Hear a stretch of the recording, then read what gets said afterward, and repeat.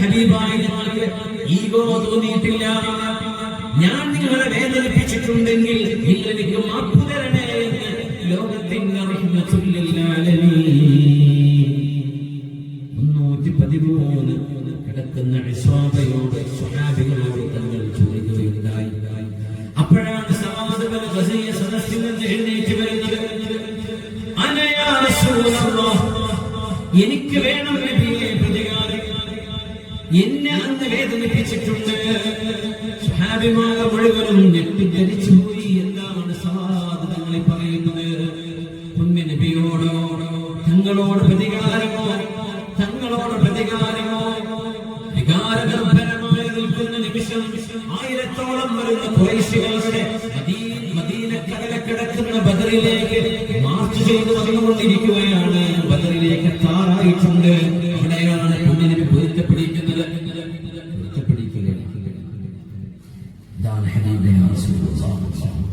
ഞാൻ ആരെങ്കിലും എന്തെങ്കിലും ചെയ്തിട്ടുണ്ടെങ്കിൽ എനിക്ക് മാപ്പ് തരണം. റസൂലുള്ളാഹി സ്വല്ലല്ലാഹു അലൈഹി വസല്ലം തങ്ങൾ അവരോട് മാപ്പ് ചോദിച്ചിട്ടുണ്ട്. സവാദ് റളിയല്ലാഹു അൻഹു പറഞ്ഞു, നബിയേ, എന്റെ വയറ്റത്തങ്ങ് മിസ്വാക്കിന്റെ ആ ഒരു നരകഷ്ണം കൊണ്ട് കുത്തിയിട്ടുണ്ട്. അതിന് പകരം അങ്ങയുടെ വയറ്റത്തെ എനിക്കൊന്ന് കുത്തണം. സ്വഹാബിമാർ അത്ഭുതപ്പെട്ടു. എന്താണ് ഈ കാണിക്കുന്നത്? മഹാനവറുകളവിടെ ഒരു ചെറിയ തരത്തിൽ പ്രചണ്ഡ് ചെയ്യുകയാണ്. മഹാനവറുകൾ യഥാർത്ഥത്തിൽ ഞങ്ങളെ പ്രതികാരമെടുക്കാൻ പോവുകയുള്ള തങ്ങളിൽ നിന്ന് ദീപായി ഞങ്ങളോട് പറഞ്ഞു, നബിയേ, എന്റെ വയറ്റത്ത് വസ്ത്രമില്ലാതെയായിരുന്നു ഞാൻ നിന്നിരുന്നത്. അപ്പോഴല്ലേ എന്റെ വയറ്റത്തങ്ങ് കുത്തിയത്. അതുകൊണ്ട് അങ്ങയുടെ വയറ്റത്തെ ഷർട്ടൊന്ന് പൊട്ടിത്തരണം. അങ്ങയുടെ സ്കിൻ തൊലിയെനിക്ക് കാണണം നബിയേ. فكشف رسول الله صلى الله عليه وسلم عن بطنه. ഒരു മടിയുമില്ലാതെ തങ്ങൾ അവിടുത്തെ മേൽവസ്ത്രം പൊക്കിക്കൊടുത്തു. നിങ്ങളുടെ വയറ് കാണുന്ന വിധം പൊക്കിൾ മറഞ്ഞു കിടക്കുന്നു. വയറ് കാണിച്ചു കൊടുത്തു സല്ലല്ലാഹു അലൈഹി വസല്ലം. പൊക്കിൾ ആളത്താണ്. ഉംറക്കൊക്കെ പോകുന്നുണ്ട് ആൾക്കാർ അരമണ്ടിട്ട് പൊക്കിൾ കാണിച്ചു. നിസ്കാരം ശരിയാവില്ല, തവാഫ് ശ്രദ്ധിക്കണം. പൊക്കിൾ മറക്കണം, കാൽമുട്ട് മറക്കണം. നിർബന്ധമാണ്. ഹറാമ് ശരിയാവുള്ളൂ, നിസ്കാരം ശരിയാവില്ല. പുണ്യനബി തന്നെ വയറ് കാണിച്ചു കൊടുത്തു. فكشف رسول الله صلى الله عليه وسلم عن بطنه فقال استرقد. സവാദേ, പ്രതികാരം എടുത്തോളൂ. ചിത്രം ഇങ്ങനെ കാണാം. ബദറിൽ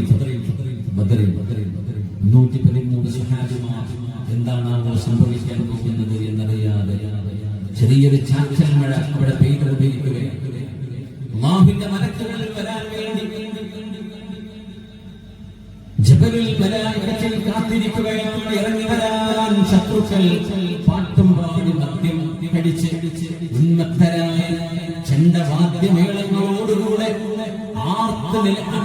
ആർത്ത് ഇരമ്പിക്കൊണ്ട് കടന്നു വരുന്ന സമയത്തിൽ ഒരു ഭാഗത്ത് കൂടിയിരിക്കുന്ന ലോകത്തിന്റെ ഗുരുവും അനുയായികളും നോക്കണം എന്ത് പാഠമാണ് അവിടെ ലോകത്തെ പഠിപ്പിക്കുന്നത്. എന്റെ ശരീരത്തിൽ നിങ്ങൾക്ക് തിരിച്ചു ചെയ്യാൻ നിങ്ങൾ ആഗ്രഹിക്കുന്ന പ്രതികാരം എന്നെയും കിട്ടിക്കോളൂ എന്ന് പറഞ്ഞ പുണ്യനബി അവിടുത്തെ പരിശുദ്ധമായ ശരീരം അവിടുത്തെ വയറിങ്ങനെ കാണിച്ചു കൊടുത്തപ്പോൾ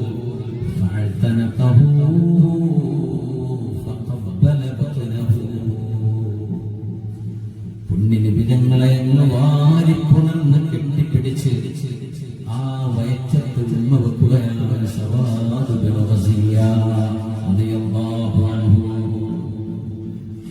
മാ ഹമലക അലാ ഹാദാ യാ സവാദ്. സവാദേ, നിങ്ങൾ എന്താണ് ചെയ്യുന്നത്? പ്രതികാരം എടുക്കണമെന്ന് പറഞ്ഞ് നിങ്ങൾ എന്താണ് ചെയ്യുന്നത് എന്ന് ചോദിച്ചപ്പോ യാ റസൂലല്ലാഹ്, ലോകത്തിന്റെ ഗുരുവേ, അല്ലാഹുവിന്റെ തിരുദൂതരേ, അങ്ങ് കാണുന്നില്ലേ ബദറിൽ യുദ്ധമാണ് നടക്കാൻ പോകുന്നത്. 313 1000-ഓളം വരുന്ന ശത്രുക്കളോട് പൊട്ടിപ്പൊളിഞ്ഞ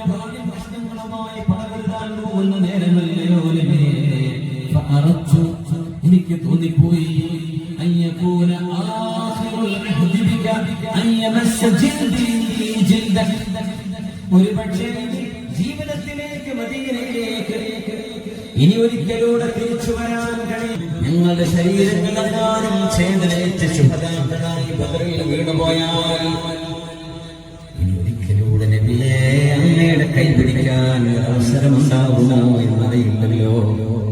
ഇനി ഒരിക്കലൂടെ ഹബീബേ അങ്ങയെ മുസാഫഹത്ത് ചെയ്യാൻ കഴിഞ്ഞില്ലല്ലോ.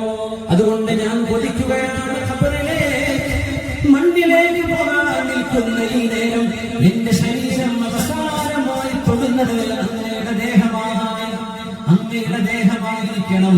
അതുകൊണ്ടാണ് നബിയെ അങ്ങയുടെ വയറ്റത്ത് ഞാൻ ഉമ്മ വെച്ചത്. ഇത് എന്റെ നാളത്തെ ഖബറിലേക്ക് കൊണ്ടുപോകാനുള്ള എന്റെ പാഥേയമാണ് നബിയെ എന്ന് ഹബീബിനോട് നിഷ്കളങ്കമായ അതിരുകളില്ലാത്ത സീമകളില്ലാത്ത നിർവചിക്കാൻ കഴിയാത്ത ആധ്യാത്മമായ ഈ സ്നേഹത്തെ നമ്മൾ എന്താണ് വിളിക്കേണ്ടത്? ഇതാണ് അഷ്റഫുൽ ഖൽഖ് തങ്ങളുടെ സ്വഹാബിമാർ. والذين جاءوا من بعدهم يقولون ربنا اغفر لنا ولإخواننا الذين سبقونا بالإيمان ولا تجعل في قلوبنا غلا للذين